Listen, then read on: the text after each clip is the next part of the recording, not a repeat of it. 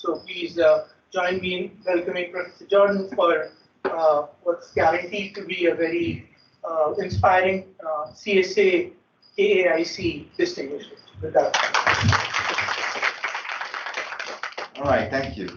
It's a great pleasure to be here. Thank you for that very nice introduction. And thank you, Chiru, for hosting me. I saw him just 2 weeks ago. We had a reunion of my group in the south of France. And Chiru came to that reunion, and there was about 120 people there. So it was postdocs and students from all the years, and real opportunity to see a great community of people. Many leaders in machine learning were there. So it is a pleasure to be here. I'm glad that this is not a huge, overwhelming crowd. Sometimes with machine learning, you have thousands, and it's just like being on the stage. It's not interesting. This is much better. It's more like I'm used to. So, so since it's a relatively intimate crowd, so please just ask questions as I go. Just have it maybe more of a little dialogue. I'm also certainly happy to have questions at the end, but also that way would be nice. So yeah, I'm going to give a talk that is not just one thing. It's a number of different projects that are all recent projects, but they reflect a longer term vision. In this case, having to do with machine learning and macroeconomics. Okay, so let's just start talking a little bit about machine learning, and then of course AI, which is the terminology that people are now using for machine learning. So machine learning itself is really a blend of statistics and computer science. It's algorithms doing statistical predictions and inferences. Okay. Now there are two sides to that endeavor, at least, probably more. But one of them is to make good predictions, and that's what neural nets do in deep learning and all. They're very good at making predictions. In fact, the large language models that have been so much discussed are really just algorithms that predict the next word in a sentence. Do it in a sophisticated way, but that's all they're doing, are prediction systems. So prediction systems are now a commodity. You can download software that does it. It's widely used, and there's now a lot of business models based on that. So that's all to the good. The problem, though, is that when you put these systems in real life, interacting with the real world and interacting with us, lots of problems arise. And they're not just easy problems to fix. They have to do with the systems perspective that's missing if you just think about prediction. In particular, let's talk a little bit about decision making, which is the other side of machine learning, and think about that a little bit.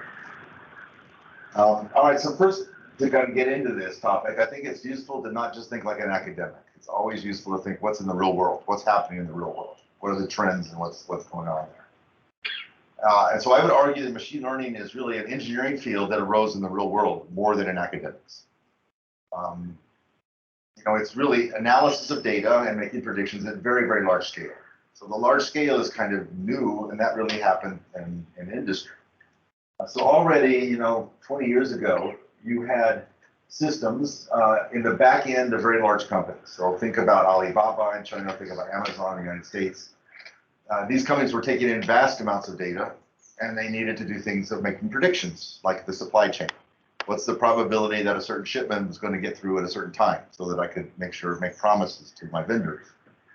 And those supply chains were already very, very large scale, and now there are 1 billion products being served to hundreds of millions of people. So there's nothing like it in history ever before. No supply chain ever this big.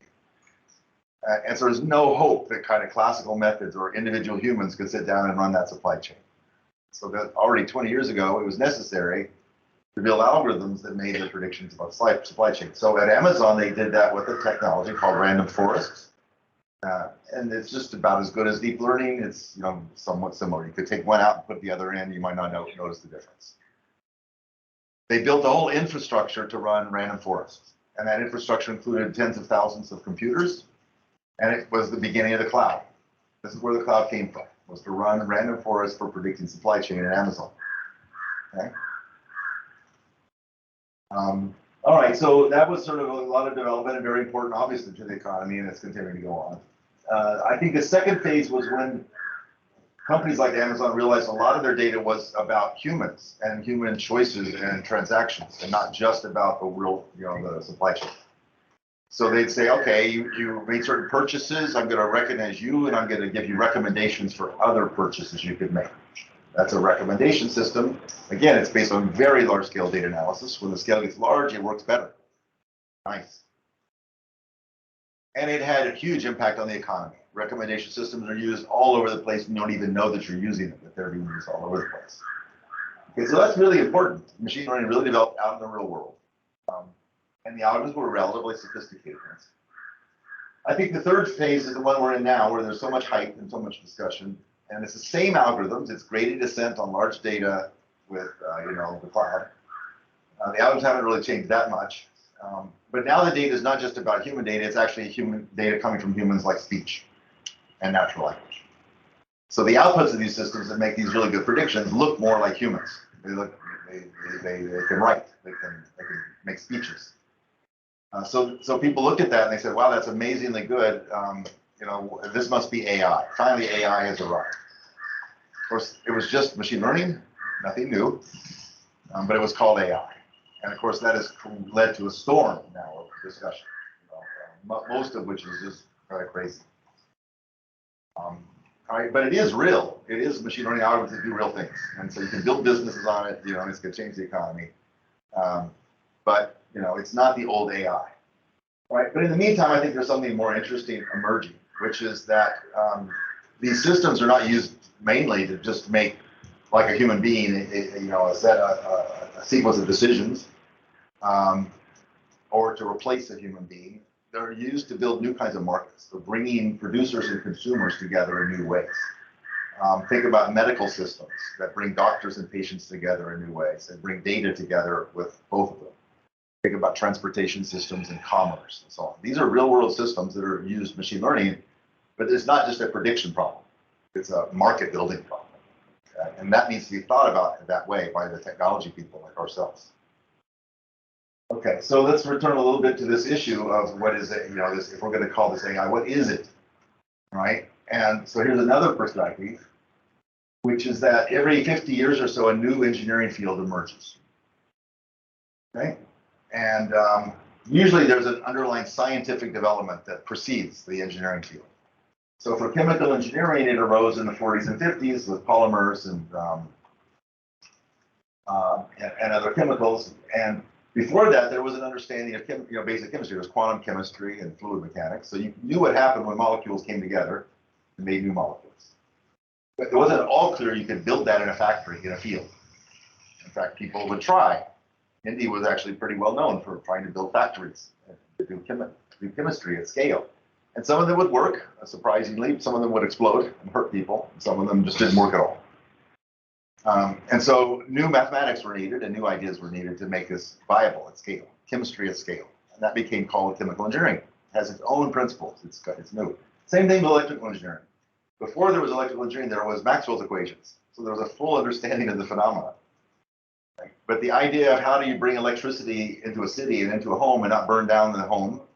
How do you build circuits? How do you do communication over the electromagnetic waves? All that was new and needed to be developed to build an engineering field on top of Maxwell. All right, so I think that's what's happening now. We have principles of statistical inference, making decisions under uncertainty that are rigorous. We have principles of algorithms about how to scale certain processes. So we think we know how to put those together and do it at scale for hundreds of millions of humans, right? But we don't really. Sometimes we put it out there, we make a social network, and it sort of works. It does something interesting, but it also hurts a lot of people. And we don't think about what is this doing? What was the goal? What's working and what's not? What's success? What's not? All right, so I believe that that's what happened. Is a new field is emerging, and I think these old style AI style thinking is hurting the emergence of this field. Okay, so what does that mean? Well, the AI perspective, this is the 1950s, it's John McCarthy, it's what you learn at the university, was that we need to think about how to put thought in a computer. We need to understand intelligence. If we understand that, then great things will happen. Okay, now, it's kind of a little strange because intelligence is not, what that is. But in the 50s, it was quite reasonable. We didn't have computers before that, so computers seemed to be, they had hardware, they had software, like the mind and the brain. It seemed to be something like, intelligence could emerge. That's interesting to think about and try to work on. So they did. It didn't deliver. It didn't yield algorithms that do thinking in a computer. Okay, it failed. It'll eventually, we'll have thinking in a computer, but it didn't work. And what worked was machine learning. Okay? So different. And machine learning arose, like I said, through things like supply chain, things like search engines, lots of machine learning there, advertising, markets, and so on.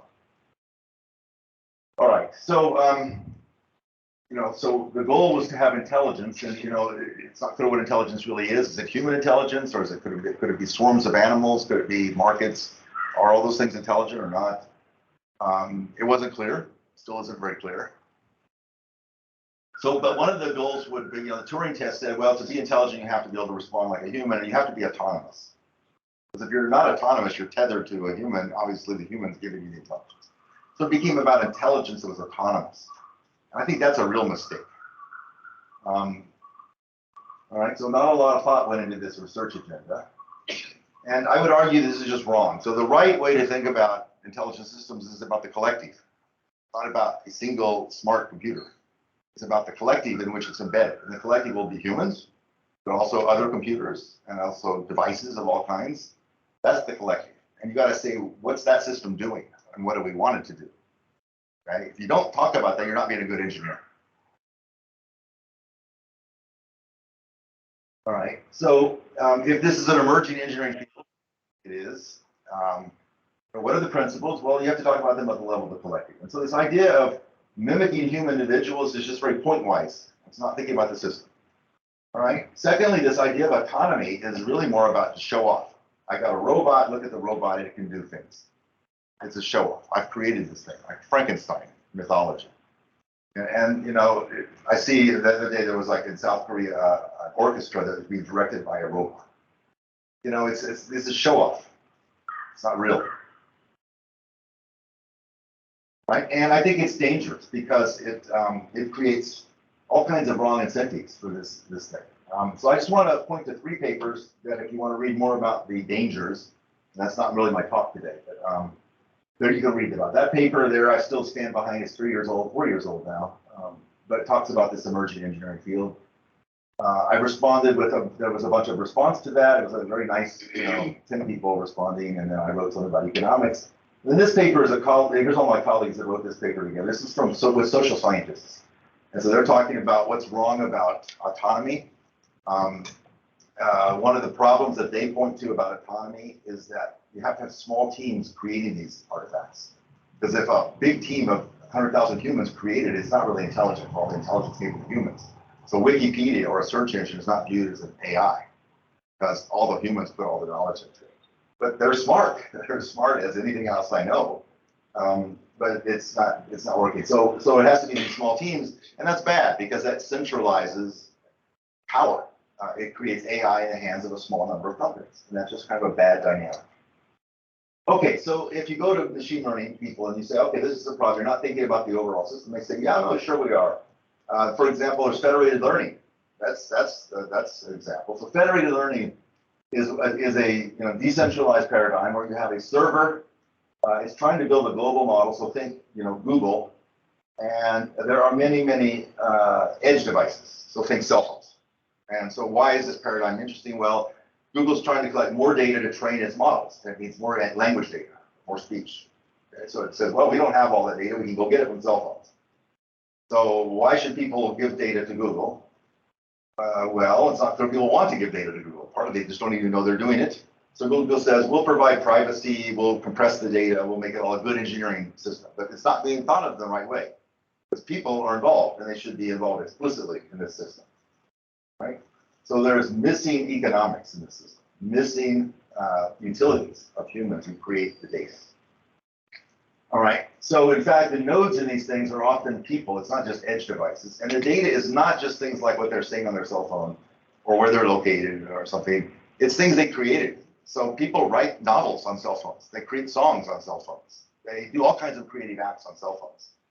And that data is now viewed as public and going up to Google, who now owns it. That's just wrong. And so this is actually a broken system overall. So how do we fix this? Well, one thing you can do is complain and say government should regulate it all, and that's just not my style. My style is saying, what's the bigger problem? Okay, and the bigger problem to me is there's a missing notion of a market, which is not there in this paradigm. So let's think about that missing notion. Okay, so first of all, I've worked on this in the real world. So there's a company called UnitedMasters.com, And I'm the scientific advisor of this company. The CEO is Stephen Stout, who's a brilliant, legendary producer in the hip hop and the music industry, very well known by lots of famous musicians. And he and I sort of shared this same perspective from, him from the music world and me from the academic world. That the goal of streaming data on musical data is to create a market. It's not to simply stream data. All right, so if you look at some actual data, so I know about the US data, huge amounts of music is being streamed every day, huge. And most of the songs being listened to today were written in the last 6 months, like 95% of them. And most of them were written by people you never heard of. Okay, so it's not the case there's a few great musicians that everyone listens to them. That's what everyone believes, but it's just not true. And most of the people you never heard of are like 20-year-olds. And they're really good at writing music that people really listen to, other 20-year-olds. And people walk around all day listening to music. So this is your worldwide phenomenon. All right, so that sounds great. Thank you. I'll take some black rock. Thank you. So that sounds great. It sounds like computer science has created this great platform that music can go around the world. That sounds wonderful. The problem is that those 20-year-olds create the music on their cell phone. It gets uploaded to Spotify, and then Spotify takes it and makes money from it. And that's broken. Right? The 20-year-old has no chance at a job, and they don't. After they're 25, they're no more music career. They have to do something else. All right. So United Masters says, okay, that's wrong. So what we're going to do is we're going to create, first of all, just simple data, analysis and data science. If you're a musician, and now there are 2.5 million musicians signed on. This is a working system. 2.5 million in the U.S. If you're one of those musicians, you go there and you have access to data. So at the end of the week, you see a map. So if it was in India, you see a map of all of India, and you'd see, that in Mumbai, 10,000 people listened to my songs last week. Okay? I know I'm popular. I don't know why. Someone liked it and told their friends. The venue owners in Mumbai can see that too, and I say, why don't I come give a show there? They say, yeah, the data tells us it's a good idea. You go give a show, you make, some thousands of euros or dollars. Okay, if you do that 3 or 4 times a year, you start to build up a salary. You have a portfolio. All right, so that was kind of the beginning of the system, but then it went even further. In the United States, there's these 2.5 million musicians who are making really good music, and Steve went to the National Basketball Association, NBA, and said, when you play music on your video clips, what music are you doing? And they said, well, Beyonce or Kanye or whatever. We pay the record companies a lot of money for that. And then that goes to the musicians. Okay. And Steve said, well, what about using United Masters? And they said, yeah. So they signed a contract. So the music now on the NBA website is from United Masters. And every time you listen to one of those pieces, the musician gets the money. Okay. So this is a working system, and there are now 2.5 musicians. Many of them are making enough money to have a salary. Okay. All right. So what's the AI behind this? Well, in some sense, that's the point of my talk. It's pretty simple. It's do data analysis, do a matching market, like in the microeconomic sense, and worry about the long tail behavior. Just make sure that 10 people are happy. Everybody's happy. And do the mechanism design and the economics together with the machine learning to make this work. And that latter part is not trivial, and it leads to a lot of academic research. Right? But I want to emphasize this real world kind of thing. It's not just a data curation platform. No, that would be not an activist kind of thing. Yeah. It would allow some people to dominate and and so on and so forth. It wouldn't create an actual market. If you're a musician here, you know who's listening to your music. You can even contact them and say, would you like me to play your daughter's wedding? They can make an offer. You can have a bid. It creates a market. It connects things. Non-trivial kind of welfare function. Yeah, there's welfare functions and utilities and how to measure for revealed preference kind of thing. There's a lot of stuff that economics people say, yeah, that's us. We do that. Right? But economics people never thought about the data analysis and doing this ongoing. They just wrote down some preferences, made a market, done. They walked away. That's not the thing here. It's an online system. But I do want to emphasize it's not that complicated in some ways. It's not super AI came in and made something brand new that changed everybody's life. It's rather that we were thought about it in a new way and built a better system. Part of my message. Okay, so recommendations and systems in general are very, very important. But it's not just about the data curation and making the recommendations. And so let's just think, here's a typical recommendation system. Let's think about using this in real world problems that are not just recommending what book to buy or what song to listen to or what movie. All of those things are things that you can copy as much as you want. So if you make recommendations of movies to people or books, and you happen, because your system is being used by a huge number of people, to recommend the same book to 100,000 people, I'm sure that happens every day in India, and people buy that book, and wow, that's great. You just copy the book. Or if it's a movie, even easier, just copy the movie. All right, but what if you do that with goods in the real world that you can't copy, like restaurants? So if you recommend the same restaurant to many people, you created congestion. All right? And same thing with other things where there's scarcity. If you recommend the same street to every driver, the fastest route to the airport is that street. And you tell everybody that, you create congestion. Okay? All right, so I'm sure there's some experts on traffic here that I don't even know about, but this is wrong. And now, how do you fix this? And here's where I don't think the computer science training is very helpful. The Silicon Valley idea is that, well, it's just a load balancing problem. We can't send, 10,000 people to the same restaurant. So what do? We send, 50 to that restaurant and 50 to this restaurant and so on. Which 50 people? Well, we supposedly know a lot about you because we know your whole browsing history. We've learned about you, like in an advertising method. So we decide, we being like Mark Zuckerberg, decides who goes to what restaurant. I hope you can see how dumb that is. That's not going to work. That's not bringing out social value and social utility. People have preferences. They need to be learned about their preferences. They need to bid. They need to be part of a market, not just that some system tells them what they want. Okay, so there's a better way to think about this. And so now we turn to the academic part of the talk. Okay, so if we're going to think about this, we got to start to face some really interesting problems. My next slide is, these are the ones I think I'm going to mention explicitly in the talk. I'll give you some actual problems, some algorithms, and some theorems, and even a couple of deployments. And I'll do it kind of quickly because I have limited time, but I just want to give you a flavor of some of the bigger agenda here. And explicitly, I'm hoping that some of the young people in the audience will get interested in this. Many people are now working on these problems. To me, this is where the action is. It's not about deep neural nets anymore. That's, you can do gradient descent and tweak that all you want, but this is much more interesting. So the number one top bullet there is about relationships among optima, equilibria, and dynamics. In machine learning, we're very good at finding optima. If algorithms in high dimensions, it'll go find optima. That's great, right? But in these systems I'm talking about, there are no optima. Okay, there would be an optima if some supreme being looked down and told everyone what to do. But we'll never arrive at that optima. So we want equilibria, and we want good equilibria, and we want to design the equilibria. But the equilibria are never fixed. That's classical economics. Rather, the equilibria are always moving in conditions. So you want dynamics that follow the equilibrium. Okay, so that's fixed point theory, and it's stochastic fixed point theory in high dimensions.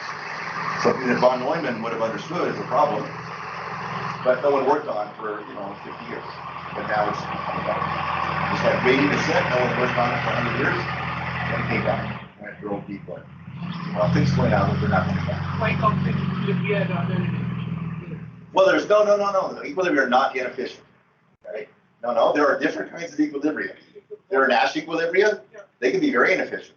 There are Stackable equilibria. They can be better. There are Rousean equilibria. They can be better. Now we're thinking about it like a design problem. I'm an engineer. My goal is to design a good equilibrium and design the mechanism that arrives at that equilibrium. I just say, oh, it's a bad equilibrium. It's inefficient. Okay. Yeah, it's interesting to have a reaction. It's kind of funny. I give algorithms talks or statistics talks, and everyone says no problem. I bring in markets. People say, no, markets are terrible. They have problems. They're bad. Okay. True. Markets can have problems. Without markets, we wouldn't be here. They created all of the things we have, humans have. Right. So a metaphor I like to use, again, going back to engineering, is that 200 years ago, you could have said, as civil engineering was developing, people said, we're going to create this new field called civil engineering. It's about building buildings and bridges and structures. And we're going to use Newtonian mechanics and gravity and all that to build these things very nice. And someone will say, well, no, gravity, that's a terrible thing. Gravity kills lots of people. Okay? Because think about it, every day, how many people die because of gravity? Huge numbers, right? So you should not work with gravity. So you can now say, okay, fine, I'll build a version of civil engineering that uses no gravity. It'll use lots of pulleys and ropes, all kinds of things. There no gravity is allowed. You can do that, but obviously it would be a dumb thing. So you get my metaphor, that markets are powerful. They just naturally emerge. They're a force of nature. Some of them are good, some of them are bad. If we do the understanding of them, we can help design better ones and use that force but build around it. Even the welfare theorems, state markets are efficient, like equilibria are efficient. But as you said, it depends on the equilibrium. Well, yeah, so the welfare theorems are theories, and they're very, very strong, certain assumptions, certain things happen. Same thing happened to me in statistics and machine learning. There were some theorems that say, here's something that's statistically efficient. Kramer lower bound, blah, blah, blah. You can't beat that. Unbiased estimators. Turn out to be all correct, but not really right. 30 years later, we remove all those assumptions and we do the real stuff. Same thing is happening here. So all those things had a lot of assumptions about everything was known a priori, no hidden variables, no, all sorts of assumptions. Those are all wrong. So let's work harder to get rid of the assumptions and start to build a better version of it. Okay, it's not going to be the world, it's not going to be ideal, but it's going to be way better than anything we have right now. That's the hope for me. Multiple equilibria. Yeah. I think the best equilibrium except for We can't find the best equilibrium. Just like if you have multiple local minima, you cannot find the best local equilibrium. That's a theorem, and it's even true. But you can design systems, and that's what deep learning does, such that if you start in a reasonable place, most of the local equilibria are findable, and most of them are good. There's also all theory about that now. So if you'd given up and said, well, we can't find good global optima, that would have been a bad idea. Okay? It turns out it's just not the case. So yes, there are multiple equilibria, and so what you can do is things like, how do I get to an equilibrium and then move with that equilibrium? I don't just go off crazy. Or how do I initialize systems so it's near some reasonable goal? How do I make sure that the agents themselves drive away from bad at minimum? So I think I'll have a couple of it's a dynamic mechanism design problem, so the equilibrium also could change. Exactly. I'm totally agreeing with you. I'm just saying that's the problem that we have to face. We can't say, but it's too hard. We have to say we have to work on that. And we do. That's the rest of my talk. Is algorithms and machinery and theorems. Okay. Everything you can prove is impossible. Give you a general proof that everything is NP hard, sharp P, and TP pad complete, and blah, blah, blah. And complexity theory is very useful, but it really gives us the wrong mindset. Okay, here I think is a better mindset, which is to recognize now let's move back to academics, that there are three kind of foundational disciplines of this emerging thing, computer science, statistics, and economics, and they've been brought together in pairwise kind of interactions. So computer science and statistics, that's what machine learning is. It's nothing different, it's really just that. Statistics meets economics, that's called econometrics, and that's really about measuring the economy, right? Now, machine learning is missing the third leg. There's very little economics in machine learning, very little incentives, equilibria, and so on, okay? Similarly, econometrics is missing the computer science. There's very little mechanisms, algorithms in econometrics. Now, there is another field which blends economics and science, that's called algorithm game theory. It has its own conferences and people. It's like the design of new kinds of auctions and stuff that are more efficient than previous auctions and so on. But there's no statistics here. It doesn't look at data analysis and adjusting based on new preferences. It assumes everything's known a priori. That runs the algorithm. All right, so you can see there's an opportunity is to be in the middle here. I think that new emerging departments want to be in the middle, and a lot of the students want to be in the middle. And I say this partly because of my experience in industry. Like I do a day a week at Amazon, and any new problem that's being worked on, for example, the third-party sellers have this information, we don't have that information, the customers demand this. You get a team of 20 people. There's always people from all three of these disciplines, and operations research and control theory and a few neighboring disciplines. But if you just take one of those disciplines, your company will fail. You really need all three. Okay, so let's talk about an example of this. This is what I'm going to now give as many until I run out of time examples of projects that start to get into some of these issues. So this is going to do with my colleagues at Berkeley something which is new, which is taking contract theory, which is part of the theory of incentives in economics, Nobel Prize given, but it has no statistics in it. So we're going to define a new problem called statistical contract theory and show you a use case. Okay, so the theory of incentives, just very briefly here, is a general theory of incentives and mechanisms. Okay? You know about auctions? That's one branch of the theory of incentives. It's based on equilibria. So theory of incentives and mechanisms are like inverse of a game theory. Game theory says, here's the game, what's the outcomes? Mechanism design goes the inverse. It says, here's the desired outcomes, what game will deliver this? All right, so if you look at Nash equilibria, that's auctions. Nash equilibrium, a bunch of players come to an auction, they all want to buy the same thing. They have different valuations, but they arrive at a Nash equilibrium, and we want in an auction to design a good Nash equilibrium. That's what second price auctions do. Most problems in real life are not Nash equilibria, however. They're more like Stackable equilibria. And this is where there's asymmetries. Okay, so people have different information. And I would like, I'm a principal, and I'd like to get someone to do something, like a student. Right? And I need to pay them, okay, or incentivize them in some way. All right? How much do I pay them? Well, it depends on how much they already know and how good they are and how efficient they are. I don't know those things. And if I ask them to tell me that, they will give me the wrong answer because they will think, oh, if I tell them a different answer, then they will know how efficient I am. I'll make more things faster. I'll make more money. So they will lie. They're incentivized lie. People do. Okay, so the theory of incentives, called contract theory, is asymmetric Stackable equilibrium and finding good Stackable equilibrium. Now you know about this because you've seen this. It's happened in certain industries. The airplanes famously use contract theory.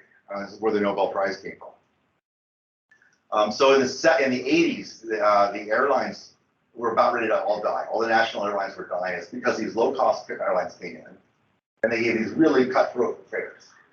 And the big airlines couldn't compete, right? But then they did a little bit of economic thinking, which is that, what if I don't use the same price for every seat in the airplane? All right? Well, how do you do that? So it's like in a movie theater, it's the same price for every seat, right? How would you give a different price for different seats? Well, you can't do price discrimination. I could not look at Chiru and say, oh, well, that's a professor. Obviously, he's willing to pay more money. I will make his fare be, $900. And he says, fine, I got a lot of money. And I look at a student and I say, oh, I see, you're a student, your fare is going to be $100. So what will happen is that Chiru will start to dress like a student. And he will pretend to be a student, and he will get this nice cheap fare, and he'll be very happy. Right? And everyone will do that, and the airline will no longer get their big fare. Okay. So you know what happened. And this was actually, it needed mathematics to support this. You couldn't just start doing this. It would fail. They did mathematics. And that's called contract theory. And so what it is that, you offer not just a fare, a price, it's a price and a service, and a price and a service. And there's a list of them. It's a contract. Right? And you give the same contract to everyone. And people look at that and they self-select which of those that I want. Right? For the airlines, it's kind of obvious and easy at some level. One of them says you get to have first in line and slightly bigger seat, and you get a little glass of red wine. And you pay $1,000 more for that. And the students here will not believe that, but there are people that are happy to do that. Okay? And they feel very good about themselves, standing in line with their little glass of wine and sitting there, very good about themselves. And the airline's very good because they suddenly got $1,000 for that seat. Now everyone else pays much less. They don't get their wine. They're not first in line, but they're very happy too because they walk past that little section and say, "You guys paid $1,000. I'm paying $100. I'm on the same airplane." So that's called social welfare, and you can quantify that, and now you can design that menu so you maximize social welfare. That becomes a problem you can solve. And the mathematics is actually interesting. It's not just optimization theory. It's a little bit different. Okay. All right. So this is kind of the problem. But now we're going to do this with data analysis, because that setup and all those theorems were not no data analysis. You just had someone think about it and draw down certain curves across certain places. All right, here's an example of a really interesting, important data analysis. Clinical trials. So these are numbers from the US. These are a bunch of diseases, and these are phase 1, phase 2, phase 3 clinical trials. You can see how many millions of dollars are spent every year for every drug, for every area of medicine in the United States. So what's happening here? Well, this is just that there's an agency called the Federal Drug Administration, FDA, and they're being statisticians. They're looking at a drug and they're testing it out on, say, 20,000 people and doing an A/B test. Yes or no, does it have an effect? And you all know this from the vaccines. The vaccines were done on 36,000 people, and the false positive rate was set to be very, very low, and the false negative rate was set to be low, too. They did a great job of designing and testing vaccines, as you all know. So we have some very good statisticians working in this place. Is statistics enough? The answer is no. Really, you should think about this as contract theory. There's a principle, that's the FDA. They want to get some job done, which is put drugs on market. Right? But they can't do it themselves. They rely on pharmaceutical companies who bring in the drug candidates. Because they have the engineers, they have the know-how. And so the FDA's job is to screen the results, the things from these. So it's not just they collect data and analyze it. There's an incentive structure. So we have to reveal that incentive structure. Okay, so first of all, how should the FDA test? This is just the statistical part of it. And if you go to the FDA and you ask them, what are you doing? This is what they say. We're doing name and Pearson testing. If you're a statistician, you know it's optimal testing paradigm. If the drug is a bad drug, meaning that the drug is actually not hurting people, that they test for that. You know, it doesn't hurt people. They do animal models and so on. But if it is a bad drug, then they set a test statistic so that they approve the drug with a false positive rate of 0.05. It's actually 0.005, but these are just some rough numbers. And moreover, if the drug is actually a good drug, they set it up so the test will approve 80% of those. That's the power. These are typical numbers in industry. So is this a good protocol? Well, it's optimal from a statistical point of view. You can't beat it, okay? But it's not good, actually. So here in case one, you have a small profit to be made. So it costs you 20 million to run a trial. That's kind of typical. And if you were approved, you would make 200 million over the first year. That's a small drug, niche drug. All right, so if you're in that market, the CEO can do the following calculation, and the FDA can do the same calculation. It says, if the drug is actually not effective, I don't know if it is or not, but let's imagine counterfactually that it's not effective, then my expected profit is minus 10 million. I just put in those numbers. And so the CEO looks at that number and says, oh, listen, so tells the scientists in the company, do not send a drug to the FDA unless you're very convinced it's a good drug. How do they know? Well, they did some internal testing a little bit. They have some rough idea. It's not good enough, but they have a rough idea. All right. So in this case, the FDA is only getting candidate drugs, which are mostly pretty good, and everybody's happy. If this were the case, it'd be fine. But here's really more the real case. It costs you 20 million to run a trial, and then if you're approved, you make 2 billion. That's more like ibuprofen, and ibuprofen is even larger than that. Okay, so this is for typical numbers.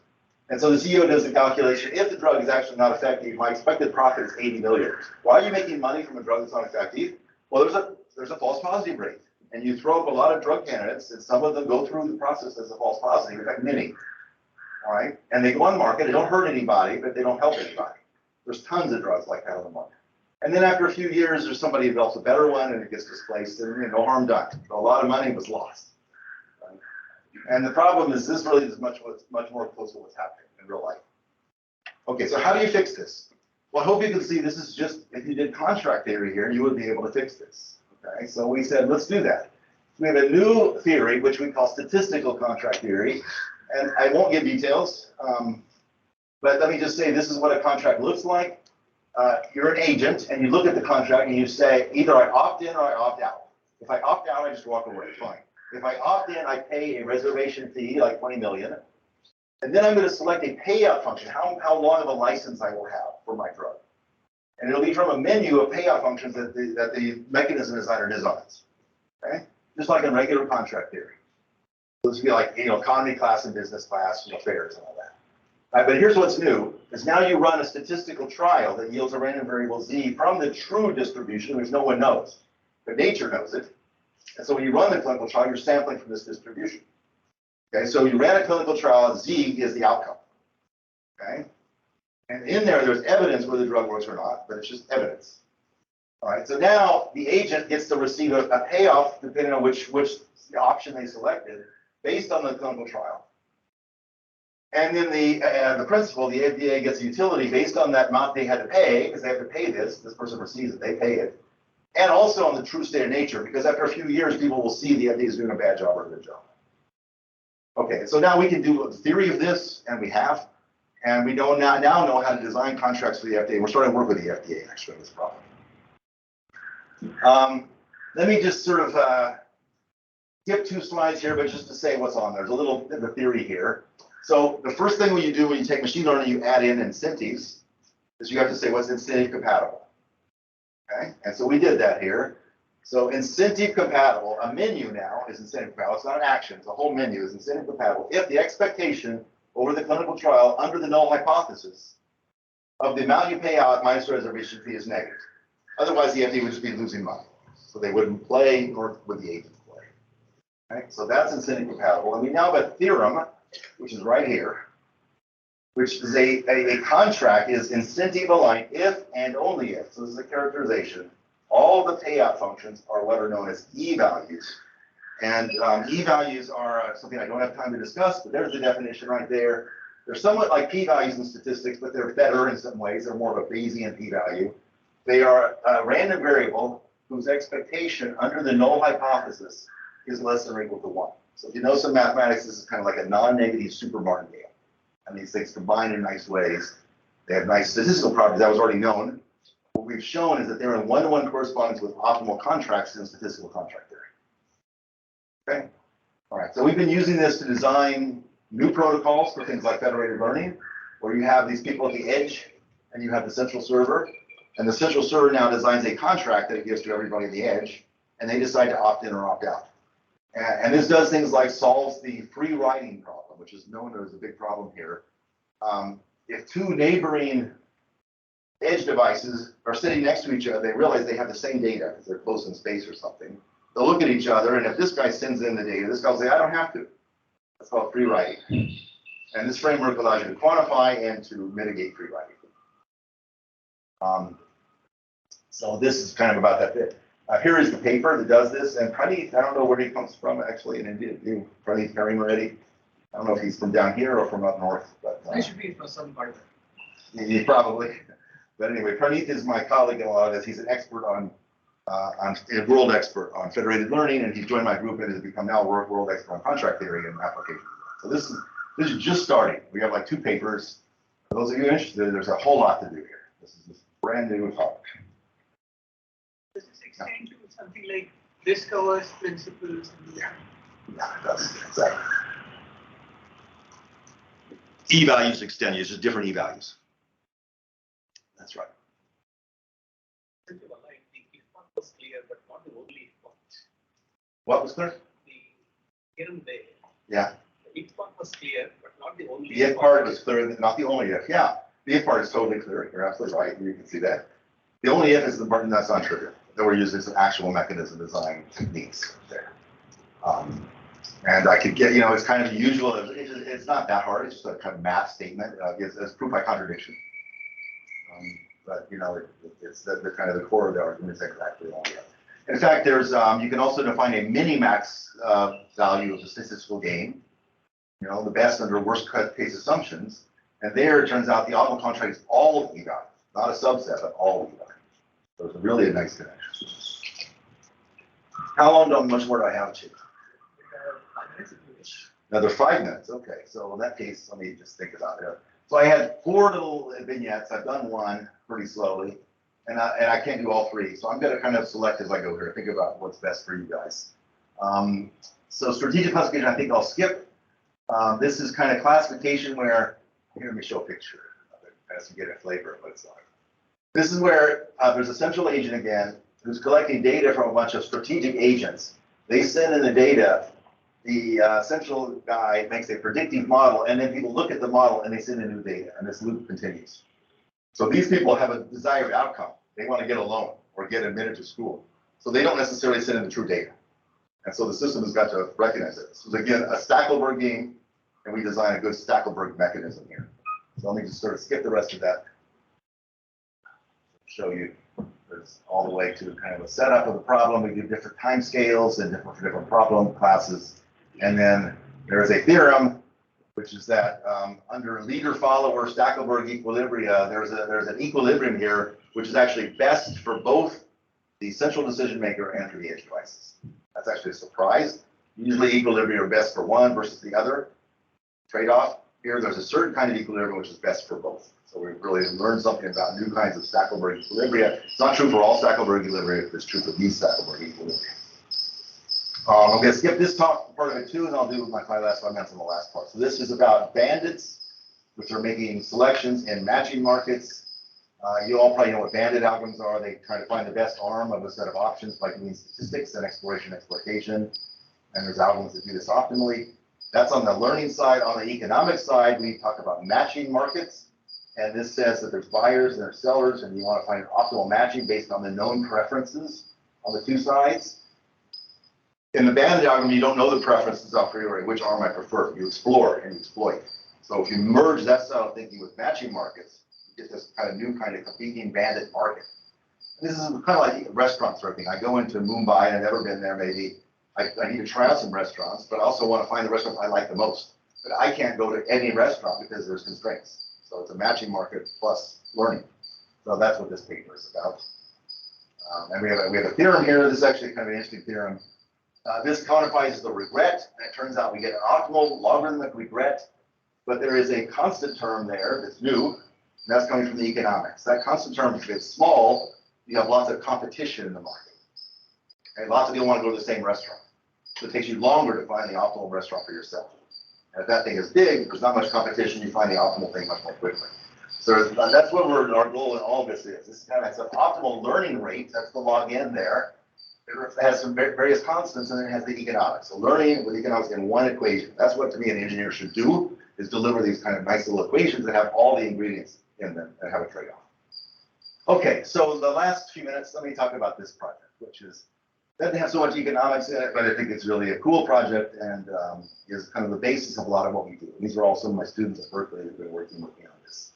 We call this prediction-powered inference. And the setting here is that you all know there's things like AlphaFold that can predict very, very well. And now the question is, can you do science with these predictions? Okay. All right. So, here comes a prediction. You want to try to make an inference. There are hundreds of millions of predictions now from AlphaFold. The ground truth, though, is there's only hundreds of thousands of amino acid sequences where we know the true state, like we did crystallography. So there's a big mismatch here between these two things. Question is, does it really matter? Are these so good that they just dominate? All of science is done with these, and you won't worry about those nearly as much. All right, so here's an example of this.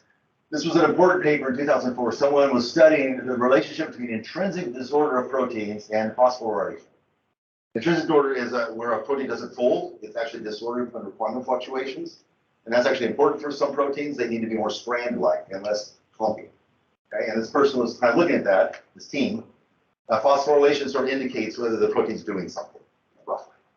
So they said, okay, let's look at all the data, and here was all the data. They had 10,000 structures in the protein data bank, and they tried to compute a certain statistic and do a hypothesis test. And the answer was they couldn't make a decision. There was not enough data. All right, so now we come to 2022. Someone says, now we have not that much more new data. We have all these predictions. Okay, so why don't we just throw in the predictions into this statistical test? And so what's statistical test? Well, it's an odds ratio. So the probability of intrinsically disorder given phosphorylation, over the negative. So this number, if it's different from 1, means there's an effect. Otherwise, not. You want a confidence interval on that number. All right, so if you are using all those predictions, maybe you can get a really good confidence interval and really make lots of good statistical inferences. All right, so, and this is being done in tons of other problems, imaging, evolution, electricity access, and so on and so forth. All right, the problem is that AlphaFold, here's a prediction. This is the actual experimental structure. It makes some errors. So that's actually a disordered region. The question is, there might be just a tiny number of errors. Maybe it doesn't matter. Okay, but the way you solve that problem, or the way you think about it, is you're a statistician now. You say, well, let's take the quantity you care about, the odds ratio, and let's put a confidence interval on that. So if you do that with all of the huge number of predictions, here's the confidence interval. Really small. It's using all that data. The problem is that we did a Monte Carlo simulation to find out the truth. All right, and the truth is here. So it's a 2 point something. The confidence interval is not even close to overlapping the truth. This is really bad for a statistician. Right? So a statistician would say, well, don't do that. Just use the existing data, and we'll wait till there's enough to make good inferences. That's what science does. So here's the existing data being used, and it does cover the truth. There's a theorem that says it will, but problematically, it also covers 1, so you can't actually make a decision. This new procedure, which we developed, we call prediction-powered inference, is the best of both worlds. It gets small confidence intervals, but it also provably covers the truth, just like a good confidence interval should. All right, so let me just say, so here's kind of the setting. It's like semi-supervised learning. You have some labeled data and some unlabeled, but it's not supervised learning. You're not trying to improve the predictions. You're trying to use the predictions to make confidence intervals. And let me just sort of show you doing this for a range of problems real quick. This is for voting. Here's a ballot and some vote, and here's a corrupted ballot where some noise is included on the ballot. And so computer vision algorithms were used to take all the ballots and make predictions. Now you can predict the outcome of the election by using computer vision. Sounds great. Problem is, if you do that, you get a confidence interval that's really small because you have so much extra data, but it's not covering the truth. Okay. Here's predicting spiral galaxies with computer vision. You look at the sky, you'd like to decide something's a spiral galaxy or not. You don't have enough humans to annotate it, so sure, let's use computer vision. Problem is you make an inference which is far from the truth. Here's another one in biology. Here's my favorite one. This is something from the California census. You're just trying to decide, you look at the regression coefficient of income when predicting whether a person has private health insurance. So this is a sociological, study, and you're trying to make a prediction of something that's relevant to healthcare. And here's the problem. Here's the confidence interval using all the predictions. Here's the truth. You're really sure. And you turn this, you back to the, the government regulatory agency. Look, I did it. I'm really sure. You're completely wrong. So this, I think, is a serious problem. And so our new procedure fixes this. Let's skip this one here. I'm going to show you on one slide, and I'm going to finish at this point. So there's a paper that you can look at. Roughly speaking, this is for the more technical people in the audience. What it's doing is it's recognizing there's a bias between the prediction and the truth. That bias is unknown, but it's a parameter in the population, and you can put a confidence interval on the bias. It's looking at all the possible biases given this labeled data set.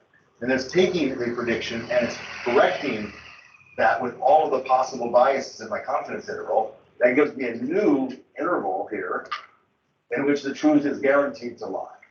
Okay? So we have a theorem that says the truth lies in this new corrected interval with the asserted probability. And this is kind of working out the mathematics for the case of gradient-based algorithms like neural nets. Okay, so I'm finished. Let me just return to that last slide and leave it up for questions. I didn't give that much detail on that project, but I hope that you sort of see there's something really interesting here. It's brand new. We did this work like a month ago. And still working on it. All right, thank you. Thank you, sir.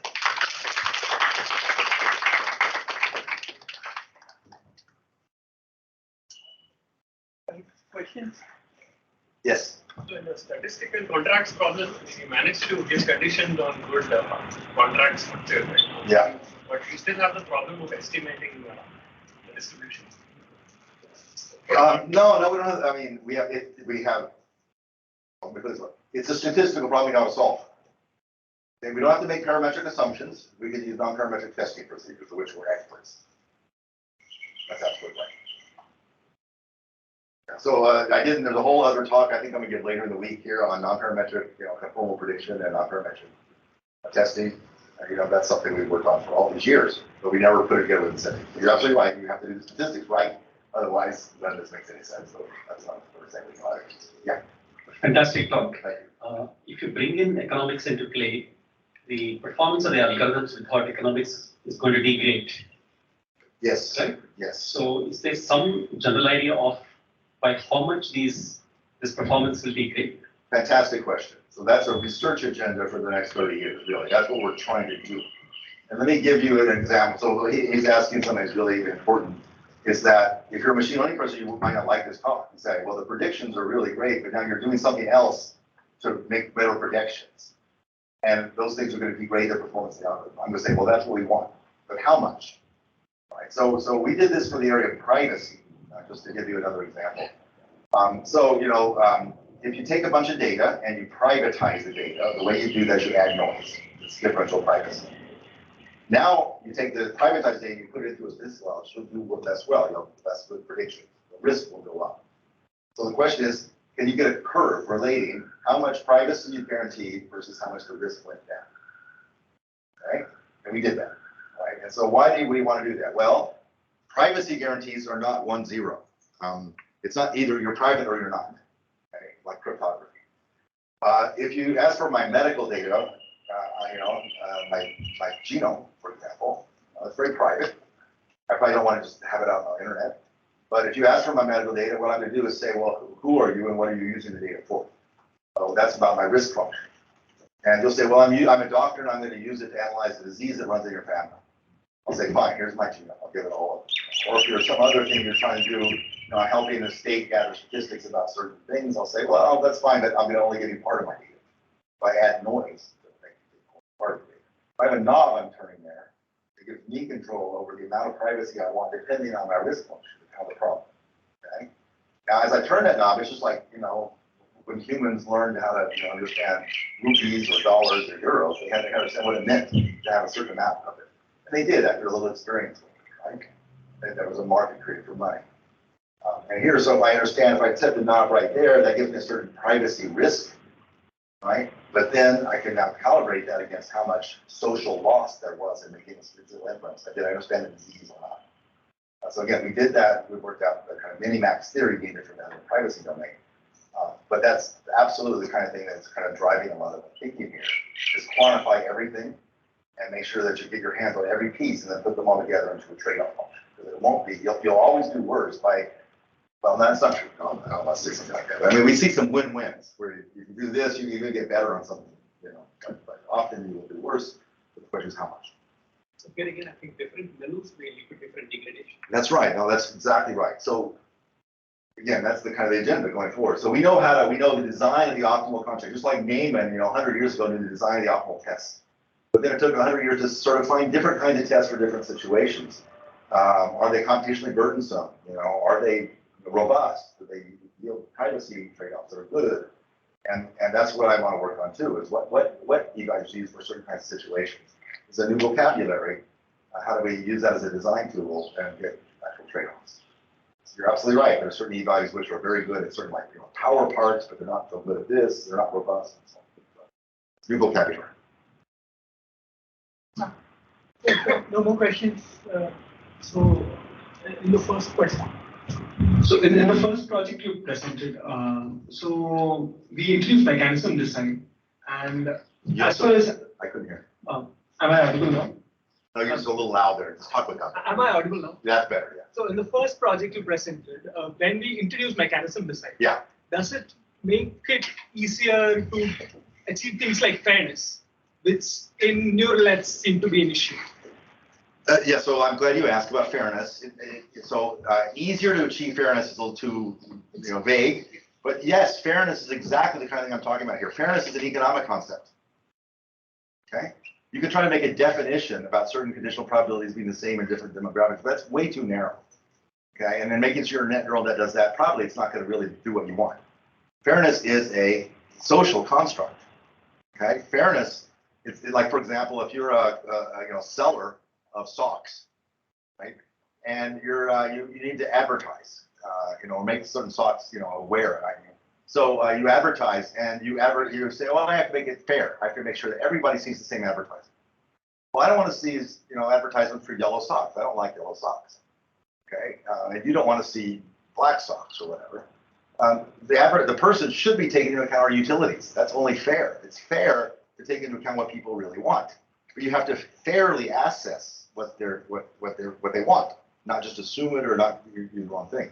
So fairness is all about measuring and knowing about utilities and trying to ensure that you respect utilities as you roll out a system. Okay, and so utilities, for example, the classical fairness is that someone got something and I didn't, right? Well, my utility is terrible in that situation. Right? So if your system is supposed to make sure that all utilities are respected, it didn't. It's unfair. And again, just like privacy, it's not 0-1. You might tolerate a little bit of unfairness because there's other values associated with it. In fact, it's unfair that some people get to sit in the front of the airplane because they have more money. But we learn, we grow up, we become mature people and realize, oh, that was good. That makes more airlines possible. It makes more transportation possible. It's actually a good thing to have certain limited kinds of unfairness. So yes, unfairness can be thrown away around too much now. It's just a very vague term, but it's an economic concept. Let me try this analogy to the token representation.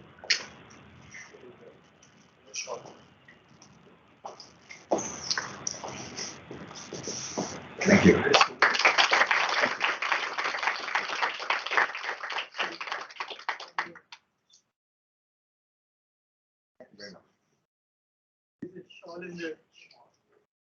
So for distinguished guests, we do some special thing for you.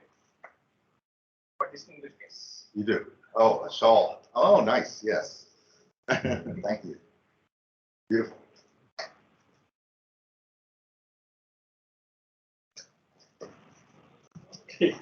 What do you want to do? Actually, You're supposed to face this way? Yes. All right. You I'll just thank you. Yes.